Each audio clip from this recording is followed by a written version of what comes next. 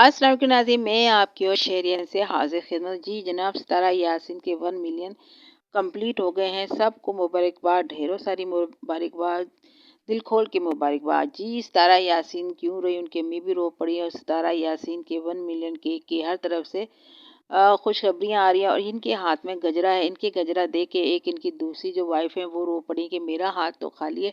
कभी इन हाथों में फूल हुआ करते थे मगर अब खाली। ये मतलब अपनी मोहब्बत का इजहार कर रही हैं दिलबर के साथ। फिर लोगों ने उन पे इतराज़ किया थी, अली की आप फ़ोन पे बात करती हैं। अली ने अपने पापा से बात की और यहाँ आके आप इतराज़ करती हैं और दिलबर से नाराज़गी का इजहार करती हैं, उसे घर न आने का वो मैसेज देती हैं। ऐसा डबल चार्जिंग क्यों चलते हैं।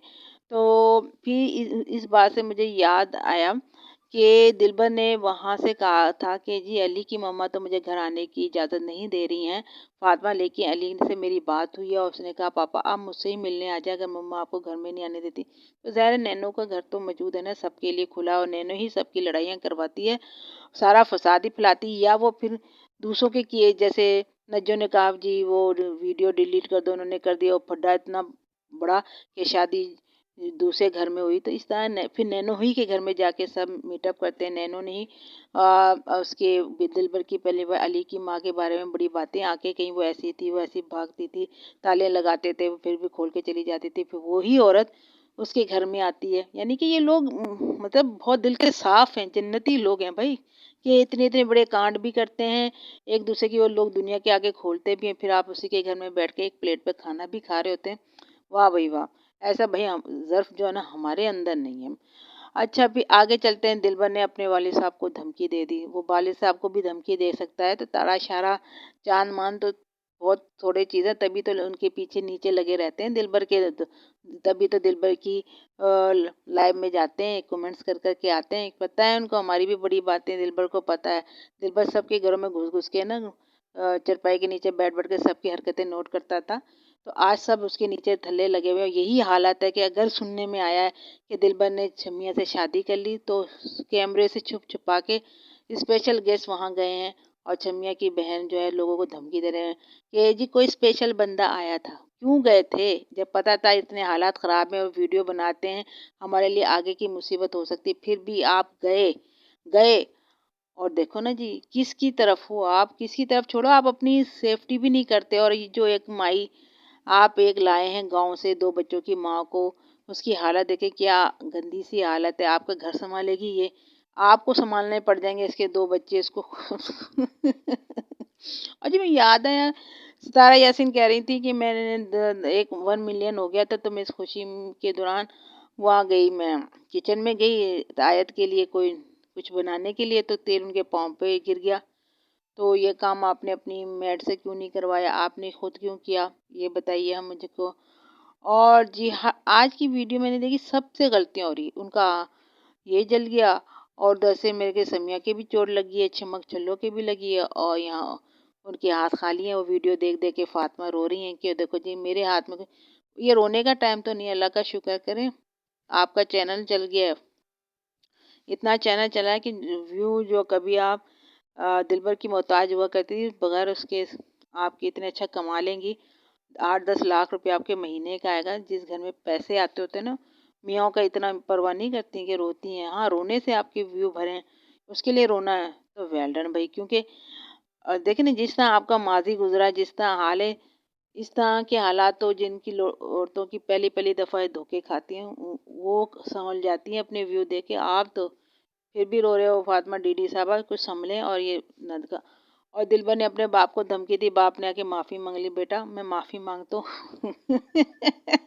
मज़ा आ गया भाई, क़यामत की निशानी, बाप बेटे से माफ़ी मांग रहा है और लोग कह रहे हैं कि आप कराची ना जाएं, आप बोझ होंगे फातिमा पे। क्यों होंगे भाई फातिमा पे बोझ, उनका भी चैनल है डीडी के वालिद का, और वो इतना अच्छा कमा रहे हैं, अर्न कर रहे हैं, वो क्यों किसी के मोहताज होंगे। वहाँ जाके 2-4 काम तो कर लेंगे।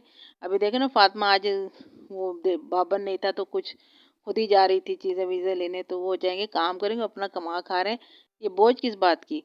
और फिर एक मैं कमेंट्स का जवाब दे दूँ जी। हाँ बताएं, ये सितारा यासीन के बच्चे अच्छे हैं। आज तो सितारा यासीन की ने आयत को रोका भी है केक खाने से, झपट रही थी, वो हटाया उसको, वीडियो में कट गया, लेकिन तारा के बच्चे करो तो आपको बड़ी परेशानी होती है, पूरी फ़ौज की फ़ौज कमेंट्स करने आ जाती है आँख बंद करके। तो आज फिर कोई आप एक थी लाइव में वो सलमा की बच्ची पे, छोटी मुलाक पे तनकीद करे थे, गंदी बच्ची, लालच से भरी हुई बच्ची, पता नहीं क्या-क्या लफ्ज़ों से याद करती, शर्म नहीं आती? मुझे बड़ा अजीब लगा कि दूसरों के बच्चे हैं और उसके बच्चा नहीं, कितनी गलीज़ आप बातें कर रही थी, आपको शर्म नहीं आ रही थी? आप अपनी कहते हैं कि मैं बड़ी हाई वो हूँ, क्या हूँ हाई क्लास की, क्या हैं आप ये? कितनी गंदी सोच की मुज़ाहरा कर रहे हैं आप एक बच्ची के ऊपर, वो उसकी किस्मत ख़राब है, उस दौर में पैदा हुई है। ये आपके बोलने का अंदाज़ है, ये आपकी अंदर से एक सड़ी हुई औरत हैं आप। आप सड़ी हुई एक औरत हैं, दिल से भसी हुई बदबूदार औरत है, जो आप यहाँ आके किसी के बच्चे के बारे में, मलाक के बारे में आप ये बोल रही हैं। किसी का बच्चे एक्स वाई ज़ेड हो, आप एक तरफ हमायत करती हैं किसी के बच्चे की और एक तरफ ये बातें करती हैं, अब शर्म नहीं आती? इतनी गिरी हुई, सड़ी हुई, बदबूदार, बेईमान औरत हैं आप। इस पे बात करना ही गलत है। आपको उसके घर का सुकून नज़र नहीं आता। आप कह रहे, वो सिर्फ़ जिस कोने में बनाती है ना सलमा, सिर्फ़ उस कोने की सफाई करती है। अच्छा, जिसकी आप हमायत करते हैं, वो तो सारा घर साफ करके करती है, हैं? क्या कमाल है आपकी जजमेंट करने का। शर्म आई मुझे आपकी वीडियो देखकर। आज इतना गुस्सा आया ना आपके ऊपर कि किस चलें जी, छोड़ें जी, हम अपनी ज़बान क्यों ख़राब करें, अपनी कब्र में क्यों कीड़े पैदा करें इनके पीछे, समझे ना? लेकिन ये अंदाज़ अलग है। अगर आपने रिएक्शन देना है तो अगर आप ईमानदार हैं तो बीच में होके दें। इतना नहीं दें कि एक पलड़े में आप इतनी बात कर लें, दूसरी साइड की आप ऐसी बात करें कि बंदे को खुद आप पे वीडियो बनानी और अपनी ज़बान गंदी करने का मौका मिले। खैर जी, सलमा यासीन का व्लॉग देखा जिसमें वो मलाक के बारे में कर रही हैं। तो ठीक है, वो एक माँ है, अपने बच्चे की वो वीडियो बनाई है, उन्होंने वनडे बनाई है और वो कोई सड़ तो नहीं रही है, वो कोई सड़ नहीं रही है। अलबत्ता सितारा यासीन का जब 1 मिलियन कंप्लीट हो गया तो कहने लगी मैं मुझे रोना आया। 2 टाइम बड़े रोने आए, जब मैंने स्टार्ट किया था और एक बीच में कंट्रोवर्सी आई थी। तो वो देख के मुझे वो आप इसलिए नहीं रोई थी, कंट्रोवर्सी आई थी। आप इसलिए रोई कि आपको अपनी बहन याद आ रही थी। आपको उसके बच्चे याद आ रहे थे, इसलिए आप रोई थी। माँ जी भी रोईं, वरना माँ मौजूद है आपकी, मौजूद है। वो आपने आपको शर्मिंदगी होनी चाहिए इस बात पे, कितनी गंदी कंट्रोवर्सी आई थी, लेकिन वो वाली बात तो गुजर गई। आपको अपनी बहन याद आती है क्योंकि आपकी बहन ने आपको बाप बन के संभाला था।